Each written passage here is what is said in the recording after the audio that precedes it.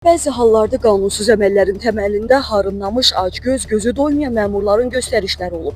Bu fikirləri Prezident İlham Əliyev Naxçıvanda Prezidentin yeni səlahiyyətli nümayəndəsi və bir sıra rayonların icra hakimiyyətlərinə təyin olunan başçıları qəbul edərkən deyib. Əfsuslar olsun ki, bəzi hallarda məmurlar özlərini cəmiyyətdə düzgün apara bilmirlər. İfrat dərəcədə təkəbbürlülük göstərirlər, özlərini hamıdan üstün tutmağa çalışırlar və beləliklə həm öz nüfuzlarını itirirlər, eyni zamanda dövlətimizə, dövlətin siyasətinə ləkə vurmuş olurlar. Bununla bərabər bəzi hallarda korrupsiyaya, rüşvətxorluğa düçar olurlar.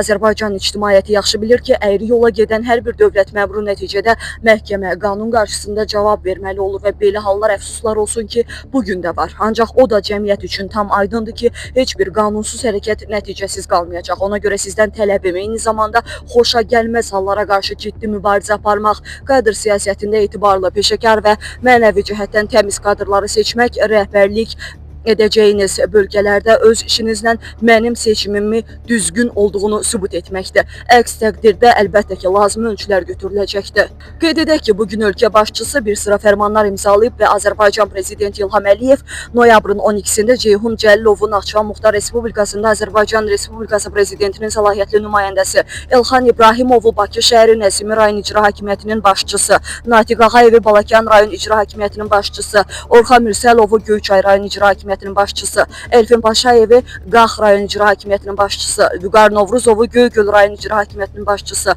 Elşən Həsənlini Kürdəmir rayon icra hakimiyyətinin başçısı vəzifələrinə təyin olunmaları ilə əlaqədar qəbul edib.